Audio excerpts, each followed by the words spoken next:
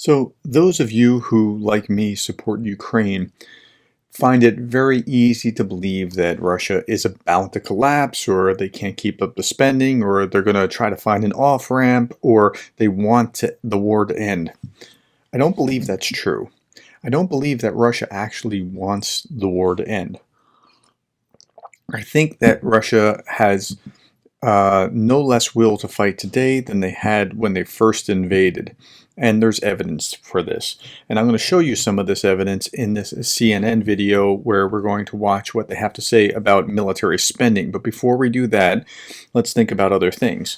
They're now teaching 10th graders to 12th grade basic military maneuvering kind of things, basic and like survival kind of things.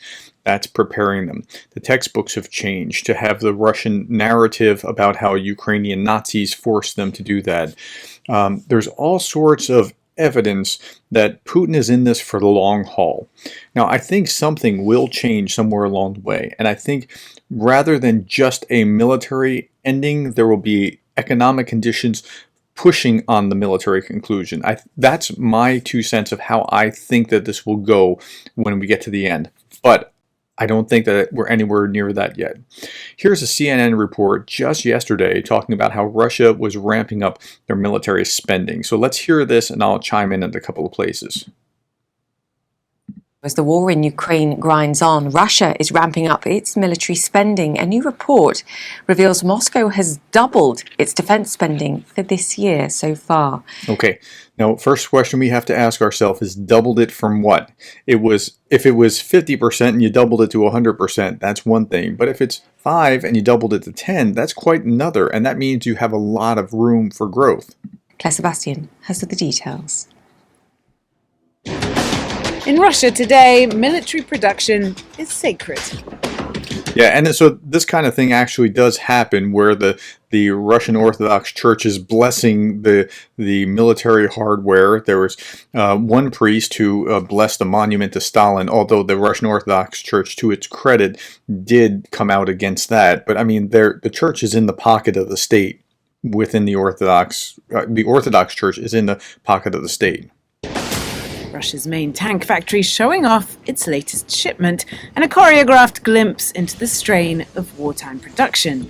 So after what just happened yesterday with all the drone strikes that were hitting in various places, I would be very uncomfortable working in a tank factory because you know that that's got to be a target as soon as it can be spotted. Output here has more than tripled over the last year, according to Russia's Prime Minister. What we have seen is that military spending has been much higher than was actually planned for this year. And it looks like that the spending that was... Sure, of course. And there's a reason for that, because the original plan was that this was going to be a very quick thing. It's over in no time. The invasion, mopping up, whatever. And even though it was going on, they didn't think it was going to be going into 2023. So they had no sense that this is what they were going to have to deal with. Plan for this year is already exhausted now that we are halfway through the year. The Russian budget had earmarked roughly $50 billion for defense. A budget document seen this month by Reuters suggests Russia has now more than doubled that estimate.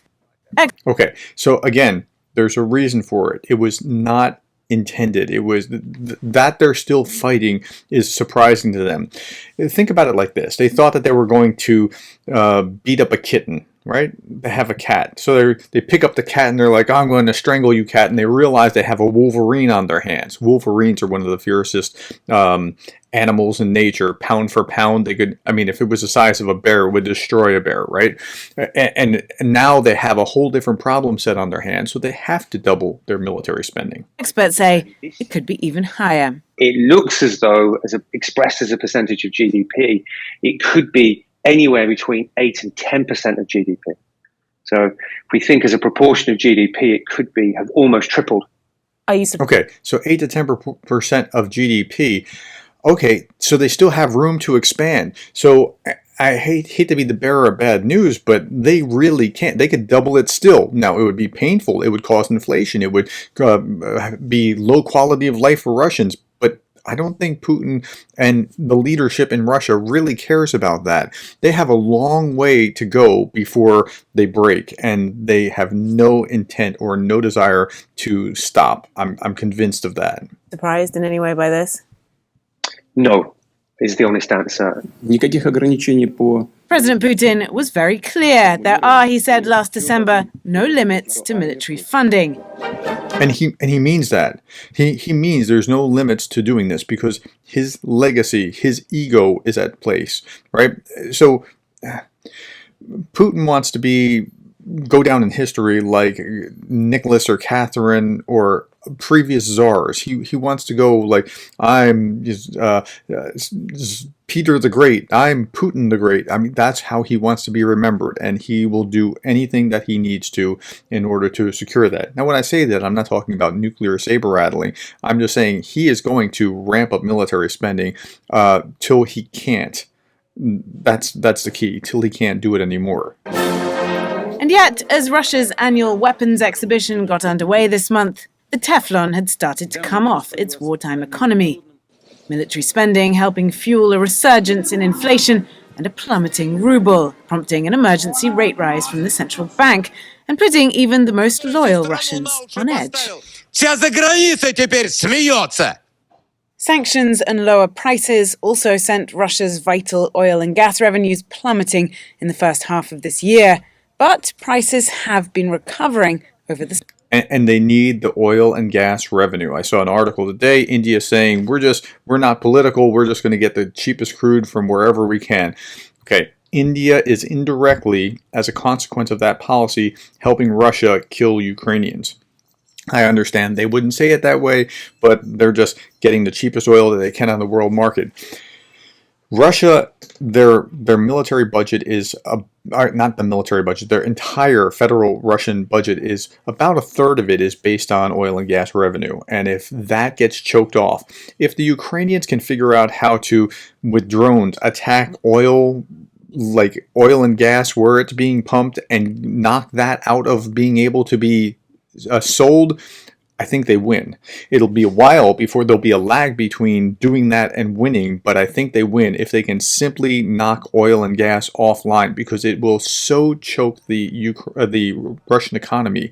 If Ukraine can do it, Ukraine will so choke their economy that I don't see any path forward for Russia, because they're not really producers of stuff as much as they are. They're very much like Saudi Arabia in the sense that they're heavily dependent on exports of oil and gas.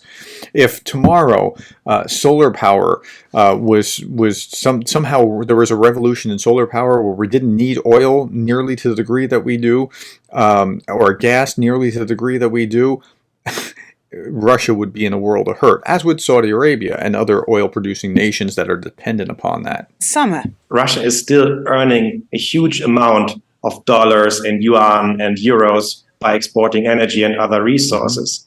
And it is going to earn these dollars also in the future because, as we have learned, we cannot easily push Russia out of the oil market. There is, though, another challenge facing Russia's weapons industry. Любишь играть в баскетбол? Do you like playing basketball? Asks this recruitment video for the Kazan helicopter plant. The CEO of its parent company recently told Putin they need to fill 23,000 jobs. Now, what's going on there? So first, the recruitment video, they're trying to get young men to come work on these things because they need to build them. That's in one way a very good job and another way a very bad job. It's a good job because if you're working there, you're not getting drafted into the military because you become an essential personnel because you're needed here. It's a very bad job because I wouldn't want to be working at one of these factories when the Ukrainians figure out where it is and Russians or somebody, whether it's Ukrainian or Russian or whatever, within Russia figures out how to get a drone to attack the place. But at any rate, they need to fill 23,000 jobs. And this is simple supply and demand at this point. This year, Listen, wages are already up 17%. It's high paying. Why are wages up so high? Well, when you have a million men, I'm using million as a rough cut. Let's say it's 800,000 and change. flee the country because of mobilization, well, then you have fewer people chasing more jobs, and now you're going to have to pay them more. It's very simple supply and demand, and it's similar to what happened in the United States with after COVID. You had this kind of flight from the marketplace, and then so wages had to rise. Now there was inflationary pressures as well, as Russia is experiencing as well, but there was inflationary pressure, but it was also fewer people chasing these jobs, so you had to pay people more in order to actually fill the jobs. This is a very tight labour force for a number of demographic reasons, but also to do with, since the war, a lot of people have left the country. Some people have been mobilised. Sanctions have also disrupted supplies of high-tech components for weapons, experts say, raising costs even further. And yet the Kremlin has found a way to justify this, a war with the West. Не скрывают свои цели. The Western elite make no secret of their goal, which is, I quote, Russia's strategic defeat.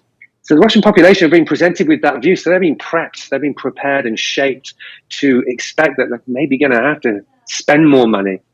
Now, that's interesting because they started off with special military operation, and there's nothing to see here, and you call it a war, you can go to jail.